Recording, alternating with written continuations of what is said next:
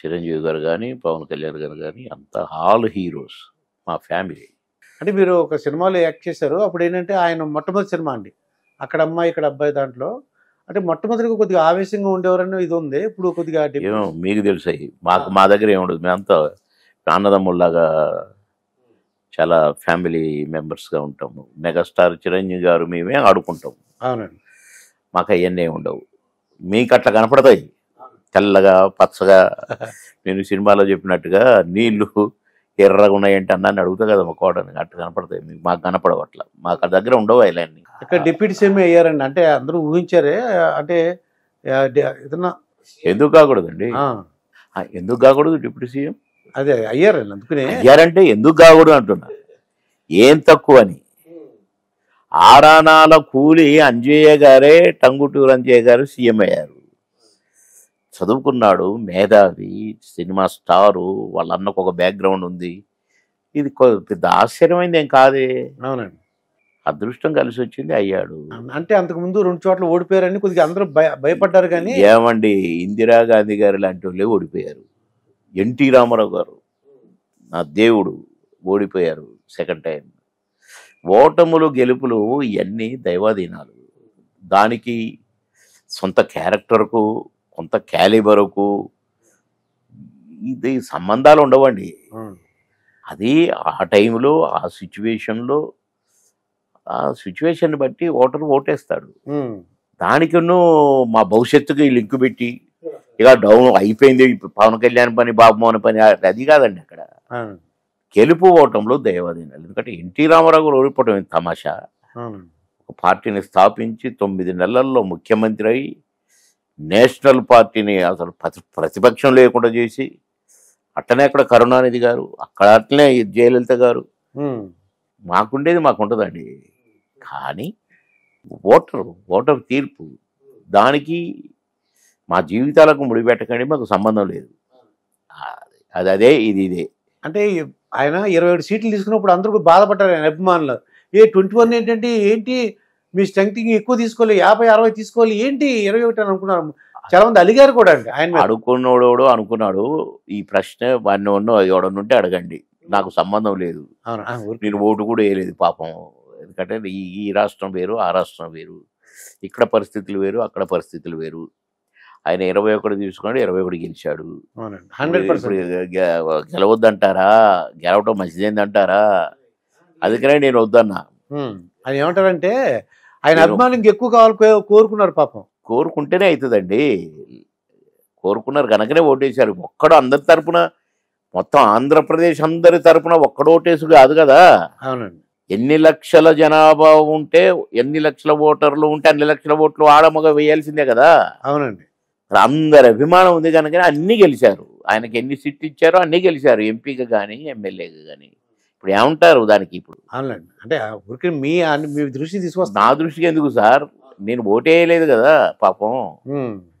నాకు సంబంధం లేని అడిగితే ఎట్లా? సంబంధం ఉన్నాయి, అడగండి. ఇక ఈ అంటే ఎందుకు ఓడిపోయారు, ఎందుకు గెలిచారు, ఇవన్నీ కూడా ఏమన్నా మీకేం ఇన్ఫర్మేషన్ ఉందా సార్? ఏమన్నా నేను పైకి పోయి ఆ దేవుణ్ణి అడిగి ఏమన్నా ఉంటే తీసుకొచ్చి దాంట్లో పెట్టి చూపిస్తా మీకు. వద్దు సార్, ఈ ప్రశ్నలో వద్దు సార్. ఇప్పుడు మీకేం కావాలో అడగండి. ఇప్పుడు ఇంకా మీరు పాలిటిక్స్ నేను ముందే చెప్పిన, ఆ రాష్ట్రం వ్యవహారం నన్ను అడిగితే నేను చెప్పకూడదు. మీకు అది తెలిసి ఉండాలి ఆ ప్రశ్న ఇష్టం. అయితే ఇక తెలంగాణ రాష్ట్రాల గురించి అడుగుతాండి. కొద్దిగా ఎలా ఉంది సార్? కాంగ్రెస్ ప్రభుత్వం ఎలా ఉంది మీ దృష్టిలో? నిన్ననే పురుడు పోసుకున్నారు. నిన్ననే ఇంకా ఇంకా ఇంకా కోరుకోలేదు కూడా. కింద మీద అవుతున్నారు. అప్పుడే ఏమైంది పీటీ ఉషలాగా ఉరకట్లేదంటే కరెక్ట్ కాదు. నిన్ననే మా తమ్ముడే, మా సోదరుడే రేవంత్ రెడ్డి గారు. అంత నేను మినిస్టరు, ఆయన ఎమ్మెల్యే. ఇంకా అప్పుడే అక్కడి దాకా రాలేదండి. ఈ ప్రశ్న మళ్ళీ ఎలక్షన్లకు పోయేటప్పుడు అడగాల. అది ఇక మరి ఆయనకు చాలా టైం ఉంది. ఇంకా బీఆర్ఎస్ భవిష్యత్తు ఎలా ఉందంటారు? ఇక్కడ ఎలా ఉందో మీకు తెలిసి ఉండాలి కదా. నన్ను అడుగులు కాదు కదా, నేను కాదు కదా. బీఆర్ఎస్ను ముంచినా తెలిసినా నేను కాదుగా. అవునండి. అంటే ఏం లేదండి, ఎందుకంటే ఎమ్మెల్యే ఉన్నప్పుడు మంచి పవర్ వచ్చింది. ఎమ్మెల్యేలు ఉన్నారు, ఎమ్మెల్యేలు లేరు. నేనెవరిని చెప్పడానికి అంటున్నా, మీకు అర్థం కావట్ల పాయింట్. బీఆర్ఎస్ ఏమైద్దో, ఉంటుందా పోతుందా, మునుగుద్దా తేలుద్దా, నేనెవరిని చెప్పడానికి. అంటే ఎక్కువ మంది ఎమ్మెల్యేలు ఏమవుతుంది నాకు సంబంధం లేదు సార్. అది మీరు కేసీఆర్ని అడగండి. అందరు పోయారు కదా ఏంటి ఆయన బతుకని, వాళ్ళ అబ్బాయిని అడగండి. నాకు సంబంధం లేదు, అందుకనే వద్దన్నా నేను. అవునండి. ఇట్లే ఉంటాయి ఆన్సర్స్, మీ ఇష్టం. ఇంకేం సార్ మీ అంటే రాజకీయంగా అంటే టెలిఫోన్ ట్యాపింగ్ అని అలా అంటే ఊరికే అది విషయం ఏంటంటే మీరు కూడా మినిస్టర్గా చేశారు కాబట్టి కొద్దిగా తప్పు ఒప్పు ఏదో జరుగుతుంటుందండి. అంటే బీఆర్ఎస్ ప్రభుత్వంలో టెలిఫోన్ ట్యాపింగ్ ఇది జరిగింది. పరాకాష్ట అండి. ప్రజలు మమ్మల్ని పరిపాలించు, మాకు మంచి పరిపాలన ఇవ్వు, మా బతుకులు కాపాడు, మా బతుకుల్ని బాగు చేయి అని ఓట్లేస్తే టెలిఫోన్లు ట్రాపింగ్లు చేసుకుంటా, ఈ అన్నో షాపులు పట్టుకుంటా, గోళాలేసి ఫామ్ హౌస్లో పండుకుంటా కాదండి. అది ప్రజాస్వామ్యం అనబడదు. ట్రాపింగ్లు ఏంటండి, ఎంత దుర్మార్గం ఉండేది. దానికి ఫలితం అనుభవిస్తున్నారు కదా, ఇచ్చారు కదా. ఏ ప్రజలైతే ముఖ్యమంత్రిని చేశారో ఆ ప్రజలు తీర్పు ఇచ్చారు కదండి. అవునండి. నేను కాదు, ప్రజలు ఇచ్చారు. అది మీకు తెలిసి ఉండాలిగా ప్రజలు ఏం తీర్పు ఇచ్చారో. మళ్ళీ నన్ను అడగటం ఎందుకు, నేను ప్రజల తరపున ప్రతినిధి కాదు కదా. అంటే మీరు రాజకీయ ఒక మినిస్టర్గా చేశారు కాబట్టి చేశాను, చాలా సిన్సియర్ అండి. ఎందుకంటే దానికి దీనికి సంబంధం లేదు సార్. అవునండి. నా పరిపాలన గురించి అడగండి, నా పరిపాలన లోపాలు ఉంటే అడగండి. దేవుడు అంటారు. అక్కడ ఏంటి సార్ అప్పుడు మీరు అప్పుడున్న రాజకీయాలు ఒకసారి చెప్పండి సార్, మీ అనుభవం మినిస్టర్గా. ఇవాళ ఉన్న రాజకీయం ఇవాళ ఉంటుంది సార్, రేపు వచ్చే రాజకీయం రేపు వస్తుంది సార్. పర్మనెంట్గా అదే ఉండదు సార్. సాఫ్ వేసుకొని పండుకోదు సార్. మనుషుల తత్వాలు, మనుషుల వాళ్ళ వాళ్ళ డెసిషన్ మేకింగ్ కూడా ఒక్కొక్క లీడర్ది ఒక్కొక్క రకంగా ఉంటుంది. ఒకే రకంగా అందరి మైండ్ ఉండదు, ఒకే రకంగా అందరి డెసిషన్ ఉండదు, ఒకే రకంగా అందరు మనుషులు కూడా ఉండరు.